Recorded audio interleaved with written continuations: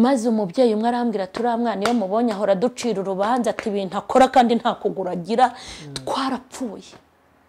Ndibuka abana yayoboraga baje kumusura bavuga amagambo ndarira mu rugo baje gusura nk'umuyobozi wabo. Charlene wacu, Charlene hakabwo mwese Charlene reba ufite imbago nta mafaranga mfite, urava hano n'irizo uvuye kwiga uzamuke n'izo mbago zaranagusumbye zaramusumbaga nkabura amafaranga yo kugura izindi, ugende n'ibetere ngo ariko mama ngo wowe ko ngo wowe ko ntarabona wicara ngo nuhora ugenda no kuzuba ngo byihorere di. Charlene akabaragiye akagira ikintu bita ishyaka, akagira courage, ikindi akagira urukundo no ku ishuri. Umwana ni Imana yanyihereye kado kandi shimira Imana yampaye Charlene. Wowe mu mutima wawe Charlene nimba ibiryo byarabaga biki akanga kurya ngo abana bananiwe guhaga, naza kuki abana bakambwa mama Charlene yanze kurya, Charlene kuki utariye ngo mama ngo n'abana nabonaga batari guhaga ndabibarekera.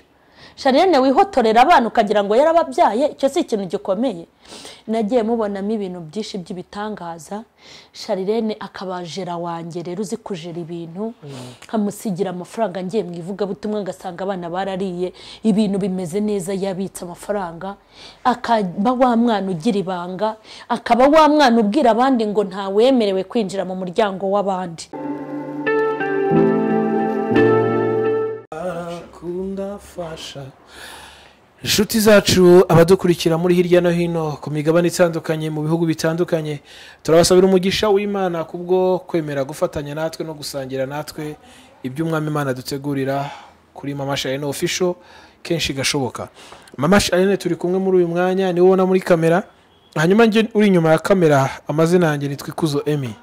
Mama Charlene Rame Yesu ashimwe. Ahimbazwe. Meze neza? Ndamahoro. Mugore ukomeye? Ndakomeye. Meze neza? Yego. Urashimishije kukureba. Wasanga abantu benshi bagukundira ko nyine uraho ubudamaraye uri umutesi kidamage, ariko abo bishimisha n'abatagira umushiha. Kandi ko umushiha buriya nsetse bo bararibwa, kandi koko hari abantu b'imishiha. Yegara abantu banezezwa nuko bakubona ubabaye. Nge Emmy maze iminsi nejejwe nuko turi kumwe muri iyi minsi, ariko reka nshimira abantu bose bamaze kubitwereka bakora subscribe. Hanyuma sibyo gusa, reka dushimire abantu bose bamaze gukora like cyangwa se bakora like ku biganiro tubagezaho, hanyuma kandi n'abatanga ibitekerezo byabo ni ngombwa. Hanyuma ku minota bampaye kubashinzwe cyangwa se kubari ku bahanga bw'ibyuma kugira ngo tuze gusangira cyangwa tugiye byinshi tuganiraho, iki kiganiro cyacu ntikirenze iminota 20. Mama Charlene umpaye ikaze nawe. Ngo haye ikaze Emmy oku Ihumure TV. Ihumure TV. Ndakwakiriye Emmy. Ikuzo Emmy. Ihumure Ikuzo Emmy. Ndakwakire kuri Mama Charlene official. Bakunze mudukujya kuri Mama Charlene official. Ndabisobanura neza, nanjye ndi umuyobozi w'ikinyamakuru biti Ihumure TV. Ariko niyo ukoze ngo eshatu akadomo ihumure akadomo rwa usoma inkuru harimo za gospel cyangwa ubuzima busanzwe. Rero Mama Charlene nanjye aranyakiriye kuko nanjye namwakiriye.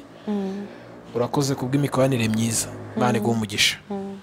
Mu biganiro byinshi tumaze iminsi dukora turi kumwe na Charlene na Mama Charlene, twakunze kubona commentaire twarazisomye, abantu bakavuga bati kuki mwakoze muhagaze. Ariko style nta kibazo. Ikibazo nuko wenda message yabitumvikana neza, ushobora kuba utabikunda ariko abandi babikunda, it's okay. Bikubangamiye watubwira uti biranje na birambangamira tukagira ikindi tugufasha. Ariko it's okay, nayo ni style nziza itagize ikitwaye, twakorana, it's okay, nabyo ni byiza. Hanyuma sibyo gusa, hari ubwo benshi bakunze kuvuga ngo Charlene ngo bumuzanye mu itangazamakuru ngo mutangiye kumuhemukira hasi ngo mwimusingiza ariko se umuntu nakora ibyiza ntitukavuge ko yakoze neza tujye duhora tuvuga ngo abantu bakoze nabi umuntu nakora ibintu byiza ngo tureke kubivuga so aba ndi kubabwira nabo muri commentaire nazanye mama Charlene noneho nyirizina nk'umubyeyi wabyaye cyangwa se wibarutse Charlene anamuzi neza ku myaka amaze mama Charlene banza usuhuza abakunzi bawe hanyuma ngaruke n'ibibazo byoroshye kandi bidakomeye bijyanye na Charlene. Ndasuhuza abakunzi ba mama Charlene official mwebwe mwakoze subscribe namwe mukomeje gukora share no kwandika hasi kuri comment muduha inama n'ibitekerezo muduha courage. Ndabashuhuje abadukurikiranira mu Rwanda mu ntara zitandukanye mu bihugu by'abaturanyi abadukurikirana mu bindi bihugu bitandukanye ndabashuhuje mu izina rya Yesu amahoro y'Imana nabe muri mwebwe. Amen.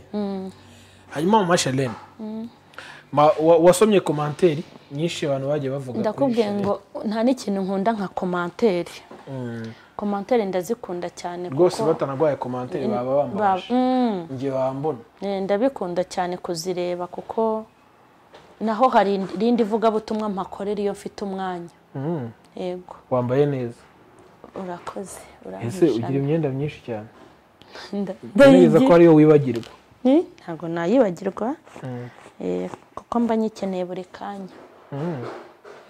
Okay, Charlene ni umukobwa ufite ubwenge bwinshi ubirebye mu buzima busanzwe tujya tunasenga ngo Imana ikomeze mwagure kandi mukomeze ariko nk'umubyeyi wibarutse Charlene ubuzima bwa Charlene ukimara kumwibaruka wenda urahera utwite inda ya Charlene cyane ko yari n'inda ya mbere wumvaga Charlene mu nda ameze gute? Charlene natangiye gutekereza ibya Charlene nta mubyaye wenda nkimara kubyara Charlene kandi namutwise mpangayitse ndi mu buzima bundya cyane kandi bumbangamiye maze kumubyara rero ikintu cya mbere muganga yambwiye nuko yambwiye ngo ubyaye umwana ufite ubumuga bw'akaguru. Hari ukuntu bajya bafata abana bakivuka utuguru gutya akamucurika akamukubita urushyi kugira ngo arire iyo yavutse atarira. Ubwo rero yagiye gufata amaguru yumva umwana amaguru ye ntareshya ahita abimenya ako kanya ati kandi ntacyo bari gukora ahita ambwira ati uyu mwana avukanye ikibazo ku kaguru uzagende namara kugira nk'amezi 3 uzagende bakurebera ikibazo yavukanye. Ngewe rero numva ko kugenda afite amezi 3 numva ni tuntu tworoshye wenda. Ngiyeyo rero bampa rendez-vous ndagenda baramupima barambwira ngo umwana wawe hari igufwa ry'ukuguru riburamo. Umuganga agerekaho n'irindi jambo aravuga ngo Imana yibagiwe gushyiramo igufwa ry'ukuguru. Nahise ndira ntago nibutse kumubwira ko Imana yacu itibagirwa kuko mbona Imana yagiye kurema Charlene yari yicaye mwigaho iyo nkurikije ukuntu yakuze naho ageze yari yamwizeho ntago yapfuye kuza nta nubwo yibagiwe. Iyo morali ni kuri kubivuga ndagira ngo n'uyu munsi hari icyo gihe si kwa bitekerezaga wari ufite amarira oya icyo gihe nkibibwirwa kuko urumva ni ijambo ryari rintunguye nari nzi ko Charlene adafite ubumuga bw'akaguru ahubwo nabimenye muganga ni ijambo ryantunguye ngo dore kandi nogerekaho n'indi jambo arambwa ngo nta n'ikintu umuntu yakora ntibamugorora usibye kuzakura kakura yarageze igihe cyo kugenda bakamuha inyunganira ngingo ubundi aramugaye byahise bimbabaza ndarira ariko nkimara kurira ndabizi ko natashye mu minsi mike Imana imvugana nanjye ivuga kuri Charlene irambwira ngo Charlene azaba umwana mu bana wabyaye n'abandi uzabyara nta mwana uzamera nka Charlene. Imana irambwira ngo musutsemwo impano nyinshi irambwira ngo uzagera kure ku bwa Charlene uzaba umugisha ku bwa Charlene uzabona umugisha ku bwa Charlene. Imana mbese muvugaho ibintu byinshi ariko hari igihe yicara ambaza se mama ni kera ari umwana ma kubera iki navutse meze gutyo ndabwira intozi impamvu avutse meze gutya yabimbajije namaze gukomera nibitseho amakuru ye inti ni urukundo rwishe Imana igukunda intibaze Charlene mu bantu bose mwigana naha muri quartier kuba ari wowe wenyine umeze gutya ni urukundo rw'Imana ahita seka ubona arabyakiriye wowe waramaze kubyakira rero narabyakiriye 100% kuko hirigana hise mbibona akiri na muto yakoraga ibintu by'ibitangaza ntubona nk'uko uvuga ngo itara ryashiririye najyaga kugura itara ntese ndarimanikane nimba yaruriraga nk'ipusi ntubimbaze Charlene yaruriraga nk'ipusi ukabona itara amaze kurimanika yari afite ubugenge yari afite ubuvumbuzi ari akana gato najyaga njya nko guhaha musigiye umwana umusigara umureba kumwe ureba uruhinja naza nkasanga ako kanya acanye imbabura nyumvire kandi ugiye nko kuri butike imbabura ko biseho amazi ugasanga ari kuhagira umwana yamusize ukuntu yihekeshaga uruhinja byari ibintu byandenze Charlene narinze mbyara abana 5 sinzi kwihesha umwana w'uruhinja mbere guheka umwana nabwiraga Charlene ngo yurire igitanda nkatega umugongo ndi imbere y'igitanda mushyiriremo Charlene sinzi kwihekesha uruhinja kire ku mwana wamaze gukomera mita nkubitamo nkasanga yamwuhagiye yamusiza amavuta yamuhetse ari muri ayo rikumva nkasanga umwana yasinziriye none nkabwira Charlene wagira ka gukora ibi bintu ugira ngo uzanteze abantu bavuge ngo ndakuvunisha umeze gutya kati rikumva yakoraga ibintu biteye ubwoba akagira isuku rero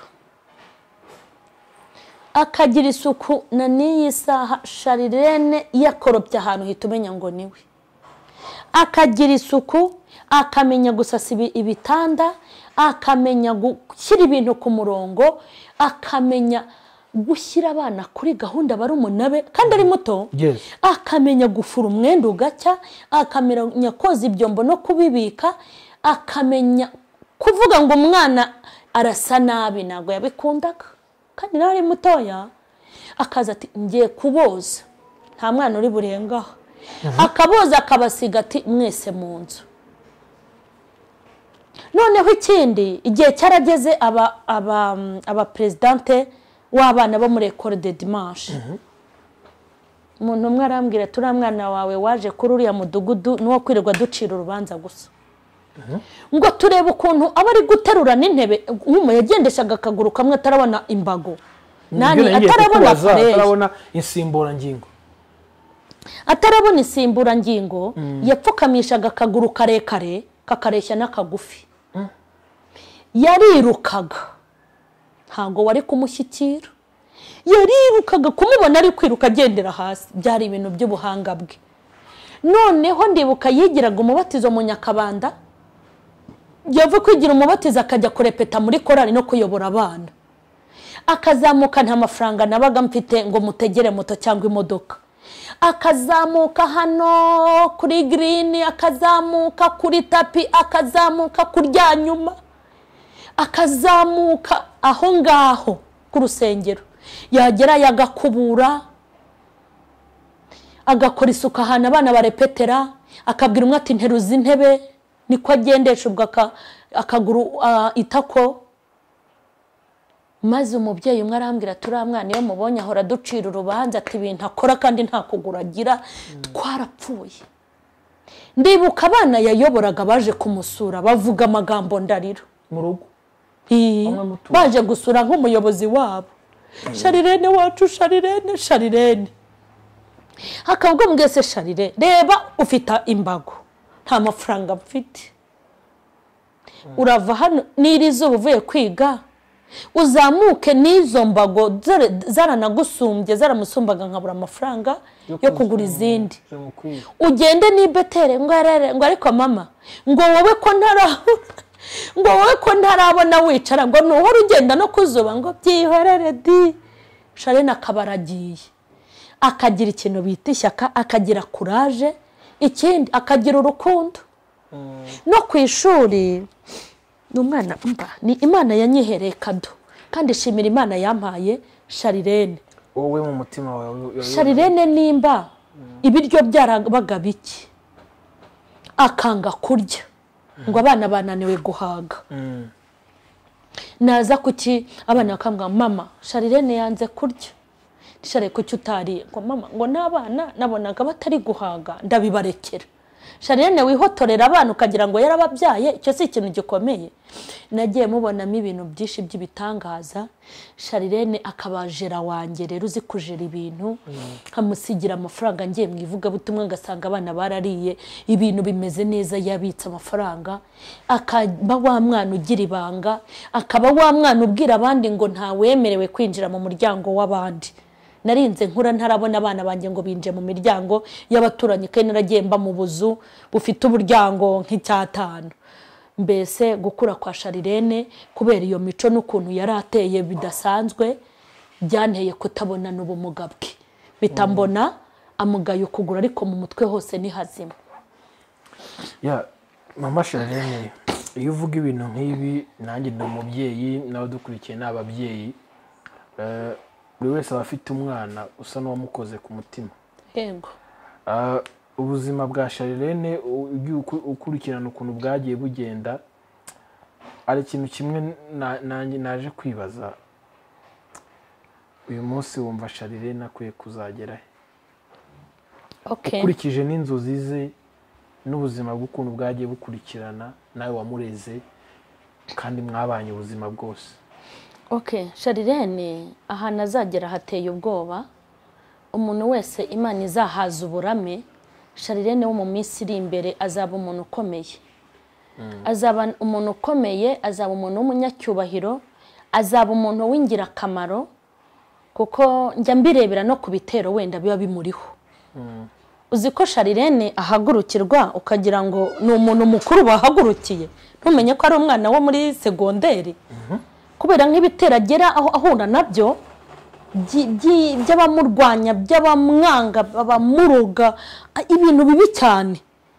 Kandi burya umuntu ujya utinya umuntu ubona abantu bahagurutse bagahagarara kandi ari uruhinja nta buteka agira urukumva nta mama we wo muherwa agira ngo abizire ni umwana uciriritse mu buryo bw'imibereho rwose nta birenze bihari. Ariko wabona ukuntu hari abantu bahaguruka bagahagarara bakamurwanya bakageza mu rwego rwo kumuroga ngo apfe cyangwa bumusazi uhita ubona imbere he nahazaba hateye ubwoba. Simpe n'iby'Imana ivuga iyo mbona ibitabo ari kwandika byonyine atarasohora nkabona amakinamico yiyandikiye y'urubyiruko ngo amafilime ye noneho nkareba n'impuguro z'abakuru zirimo habona yinjiye no mu bintu bya politiki ibintu by'imiyoborere. Ubu ubona Charlene azaba umuntu ukomeye kandi w'ingirakamaro. Nk'ubu aricara ati mama hari abana nshaka kuzajya gufasha wampaye amafaranga. Umva nyaka amafaranga nanjye ntayo mfite. Nk'ubu afite fondasiyo yakoze ntabwo irajya habona ntabwo irajya habona urumva kubera nuko ari kwiga ntabwo mba nifuza ko ajya mu bintu byinshi by'imishinga nyeneye ko agomba kwiga. Ariko kuko naramushyigikiye mukoreshereza iyo mipira kugira ngo yishime abone ko mushyigikiye ya fondasiyo ye imipira ya fondasiyo Charlene afite izina yaryishe yaricaye ati mama tuzi ko mpise numva izina rya fondasiyo yanjye ninambwiye ngo azicarane n'abandi bantu bashaka izina ngo mama ngo nicaye ngo mpita numva izina ahita ambwira ngo na logo uko izaba imeze nabibonye harabishushanyiriza ndagenda mu muntu arabimukora kugira ngo atuze abone ko mushyigikiye.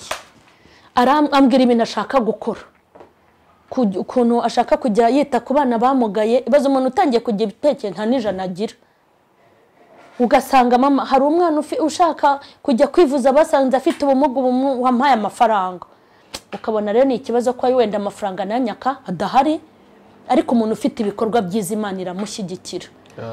Muri make ubona ari umwana ushaka kuzafasha abantu bagowe kandi azabigeraho kuko ubona ari umuntu wagutse aravuga ukagira ngo ari muri biro ye yanahageze kwanza. Yego. Uyu ni Charlene. Nagiriye umugisha wo kubana na Charlene akanya gato turaganira mwumvamo amagambo y'ubwenge ku buryo navuga ngo ni ibintu bamwigishije, ni ibintu bamutoje.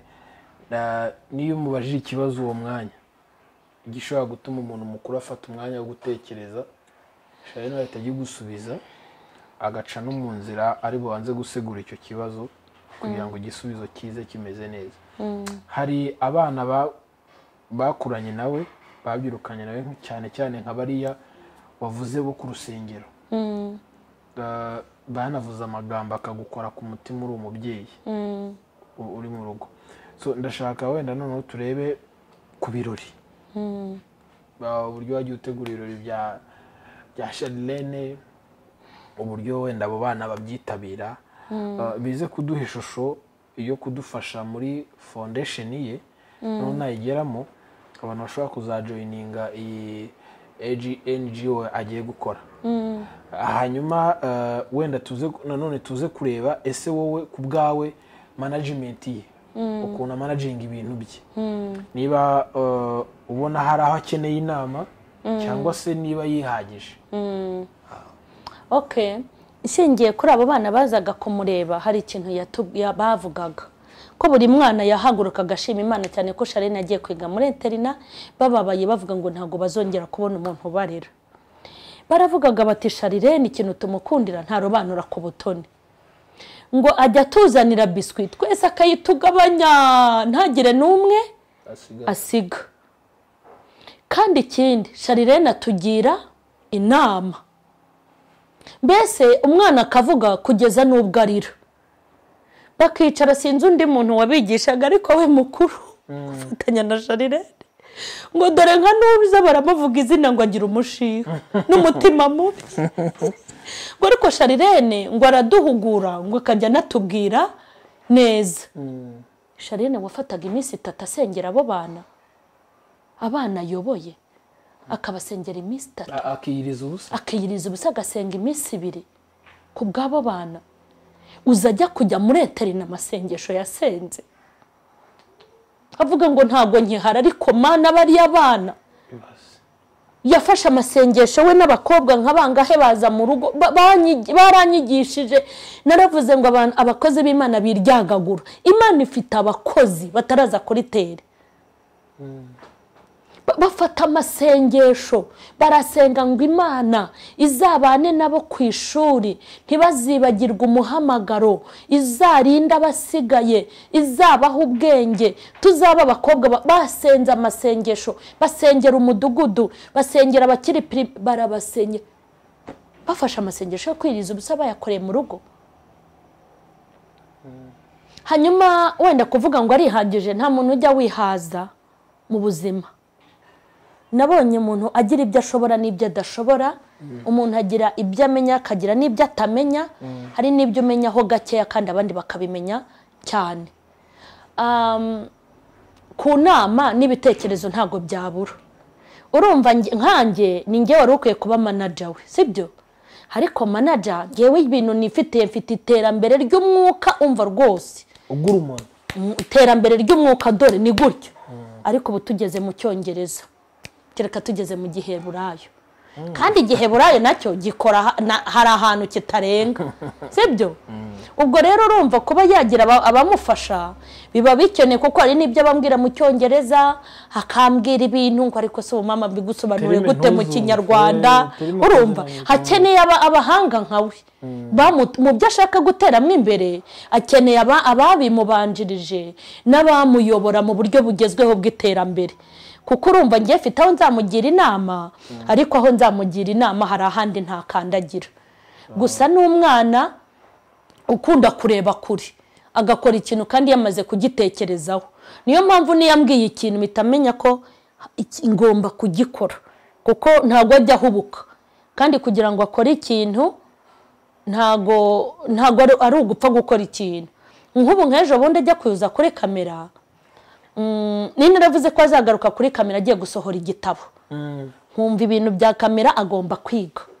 ariko icyunamo gitangiye mvuye gutegura ibiganiro ibyigisho by'icyunamo byo mu cyunamo bijyanye no guhumuriza abantu ngeze mu rugo ngo mama ngo ndashaka ikiganiro nkeneye guhumuriza no gutanga inama ubwo umwana yakubwira ngo ashaka guhumuriza no gutanga inama kandi uzi ko bimwuzuye hanyuma ukabimwangira niyo mpamvu nahise muha ikaze kandi kuba yaraje kuri kamera abantu ntibakinjire mu buzima bw'umuntu ubundi ni gute abantu bashaka kuyobora Charlene utagurira isukari Charlene utaragurira umwenda Charlene umaze imyaka 17 uje kumuyobora ute oya afite n'amagambo yubaka ntawaje gusenya ntawaje gutunga urutoki noneho urifashe nk'umuntu mukuruza ubwenge uraje utangiye kumukubita hasi nta nubwo byakunda urajya gufata umwana ugiye kuzuza imyaka 17 utangira uvuge ngo uriya mwana baramwishe ngo aje kurerwa kuri kamera ubundi aho yarerewe urahazi kuko umubonye yageze mu myaka 12 mwagiye mureka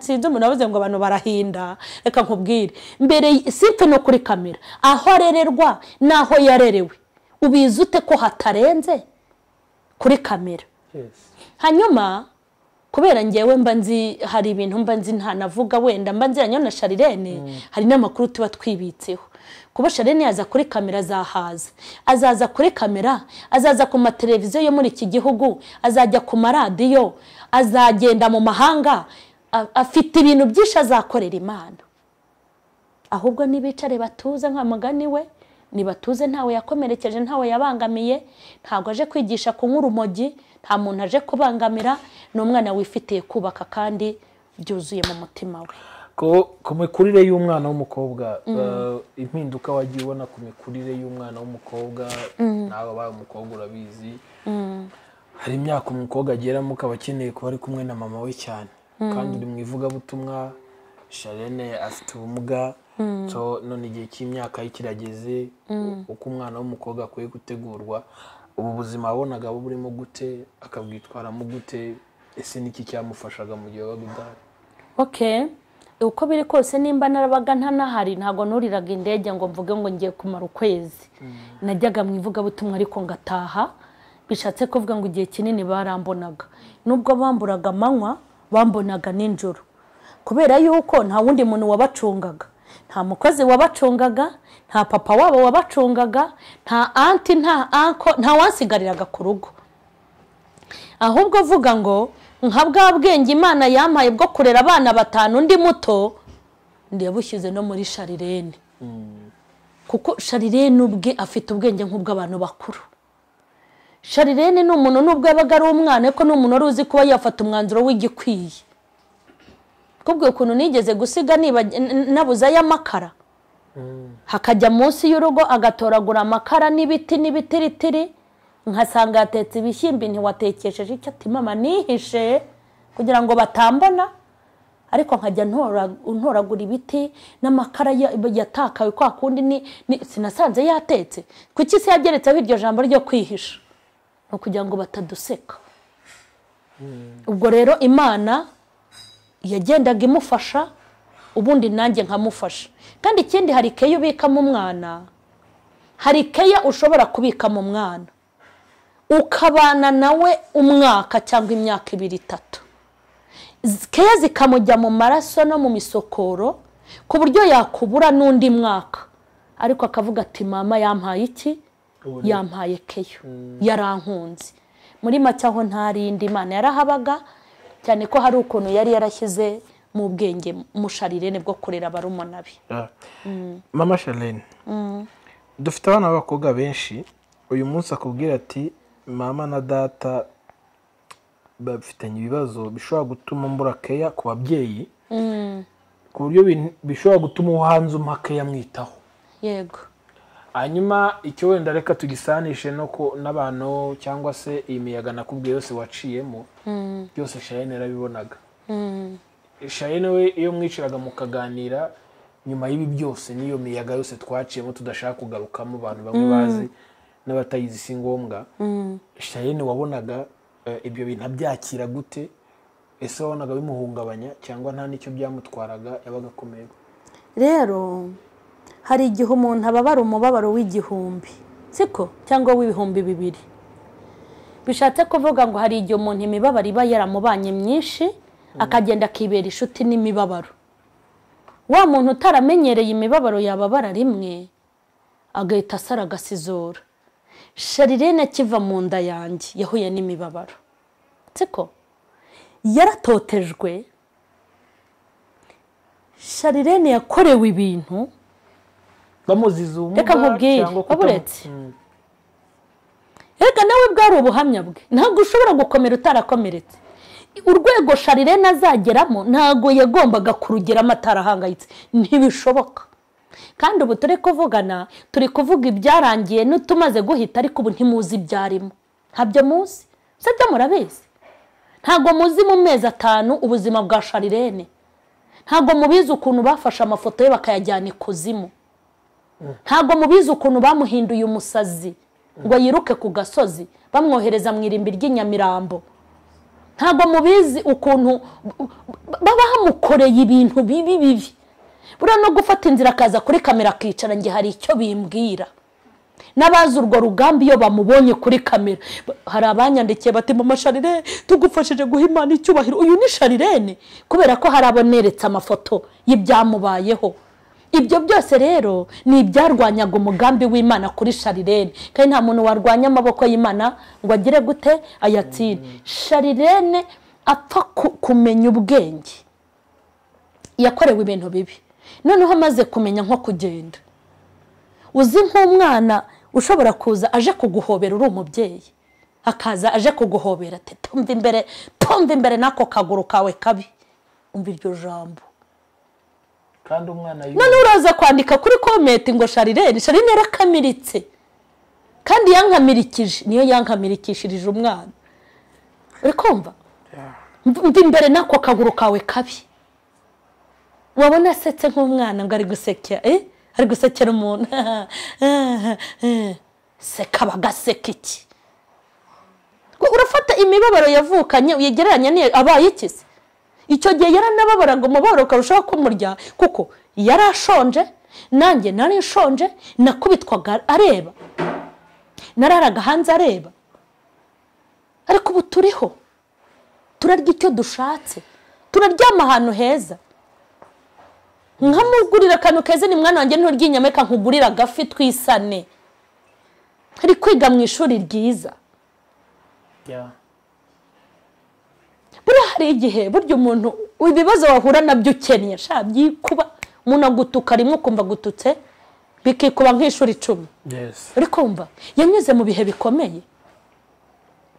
Uzi kugira ngo umuntu aze mu rugo akubaza ati se kariya kana nakawe?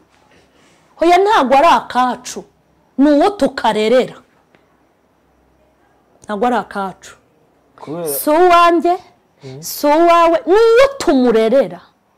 Umwana yumva, nataka umwana akambwira ati mama ntago uri mama, uri mama. Mama ntago uri mama, ntago ari papa. Ese kuki Charlene hano haje umuntu arabaza ngo mbese ndi umwana wa hano, ngo hoya ni umuntu tumurerera. Uri kumva ibyo bintu yavukanye? Yaba ari kurya ku meza sanjye n'abandi, subwo akaba kari kurya gute urushyi. Yaba ari kwiruka tutera ukuguru ugenda mva imbere nuko kuguru kumwe, ijambo rimwe se. Ijambo ribi Charlene atabwiwe n'iriye. Noneho ikindi namurwaniye ishyaka, ariko nta mbaraga nari mfite. Yarakubitwaga agakubitwa ndeba nkaburi kintu cyo gukora, ariko Imana ikavugana nanjye. Haleluya. Ikambwira ngo uzasangira na Charlene umubabaro, ariko n'umunezero nuza uzawusangira na Charlene. Haleluya, haleluya. Mvuze bikeya mama Charlene, nzajya ngenda mvunguraho nanjye ubwo nyine reka nkomeze. Ubwo rero umva ibyo binenyuzemo n'ibindi ntavuze nzavuga ubutaha. Nagiye mbivuga mu buryo bw'amare irenga. yakorewe. Charlene yaratotejwe, baramutorotiriye, yarabojejwe umutima nk'umwana uri kumva akorerwa ibintu bimurenze. Ariko kuko yabonaga ako kagata karimo wenyine tugasangiye, ntabwo yari kumveba. Hanyuma Charlene arakomera agira no kubabarira bimwe biteye ubwoba. Wakumva arimo arasenga, Mana nsengeye mama na papa wanjye. Heba data we, ibindi simbivuze, ibintu yagendaga akora ugahita ubona ko afite iki, imbabazi. Rero kuvuga ngo Charlene, ngo bavuze ngo Charlene urasi papa we, ni ukuhagira inkoko. Yego biramubabaza kuko atari ibintu byiza, ariko ntibishobora kumucira ishati. Mama Charlene, uyu munsi reka tujye ku musozo y'uyu munsi. Ndumva bindimo kubera impamvu imwe.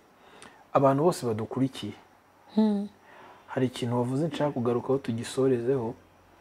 Niba koko mudukurikiye mukunda Mama Charlene, mukunda Charlene nk'uko mubivuga bamwe na bamwe, namwe mwumva mufite imbabazi, hari ikintu kimwe nk'icyifuzo kiri kuri njye.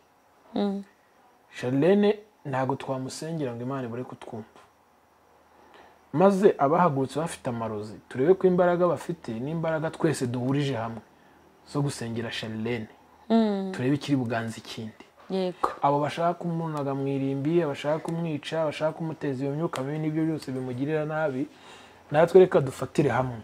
yego, Ndimo ndabwira abadukurikiye muri uyu mwanya, reka dufatire hamwe tumusengere. Yaciye mu bihe bikomeye, birahagije, byamukomerekeje umutima, arakira, anatanga n'imbabazi, biragaragara.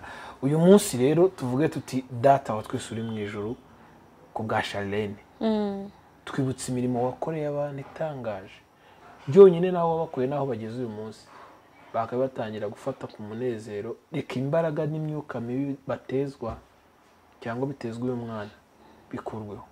Ntabwo Imana izareka kumva aya majwi yose, ari imihanda yose, bari Canada, bari America, bari Australia, bari muri Aziya, bari muri Europe, Afrika, twese dusengere Charlene. Kuko uri umugore wowe ufite umutima ukomeye. Nanjye ubwanjye kubaza nageze aho numva Amarira yaraje kwifata biranga, nakoze kuba ntagiye muri kamera. So uri umuntu nyine bigaragara ko wamaze gukomera. Reka abantu bagufiteho urubanza nta bakwibazaho, reka wibabwire, reka mbibabwire. Hari umuntu nyine ukubwira ibintu ukavuga uti reka menye ukuri k'uyu muntu, ariko niba kugeza uyu munsi umuntu ugushidikanyaho nta kintu arumva, afite ikibazo, aracyanavunika rwose, nashaka ntiyirwa areba video ahita bivamo byose anabyihorera, kuko arakomeza kuvunika. Tukomeze kubona ukuri tukakumva n'ibihe duciyemo. Mama Charlene, Imana iguhe umugisha, kuko ababyeyi benshi koko nyirizina ikintu cyakomeje kumbabaza. Charlene twigeze kubigana mu minsi yashize, avuga ati hari abahisha abana babo kubera ikibazo bafite, badashaka kubazana muri salo, ariko umwana baramuhisha, wenda akavunwa nuko bamuhisha, wenda nyuma bakamusanga bakanamubeshya, sibyo? Noneho wowe bana bimubwira muri uwacu bakabivuga yumva. yego. So ibyo byose rero Mama Charlene, ni ukuri Imana iguhe umugisha, warakoze. N'uwabivuze Imana imubabarire, nawe sinzi uko bizasozwa. Hanyuma mfasha dushimira abadukurikira umwanya, hanyuma nkureke ujye kuruhuka. Okay, turashimira abadukurikiye. Imana y'amahoro nibaho umugisha, abakomeje kudushyigikira no kudutera courage, Imana ibaho umugisha. Murakoze mwese inshuti za Mama Charlene official. Imana ibaho umugisha kandi Imana ibagiye neza. Nanjye ndibuze gusoma comment ziri hasi mu iki kiganiro. Niba ko kuri mufite umutima mwiza ndaza kubibona, niba ufite umutima mubi nabwo biragaragara. Nge nari kuzo Emi, nari kumwe na Mama Charlene kuri Mama Charlene official. Reka dushimiye kandi abadufashije ku buhanga bw'ibyuma kugira ngo amajwi n'amashusho abagereho neza. Niba utarakora subscribe, urabona inyuguti zanditse subscribe hasi z'umutuku, uzikandemo. Ku ruhande urabona inzogera uyikande. Hanyuma iyo raba ari inkunga ikomeye. Indi nkunga kandi ikomeye no kusangiza abandi iki kiganiro. Reka rero mbasabire umugisha w'Imana kandi mvuge nti buri wese Imana data nk'umubyeyi wacu ihaze kwifuza.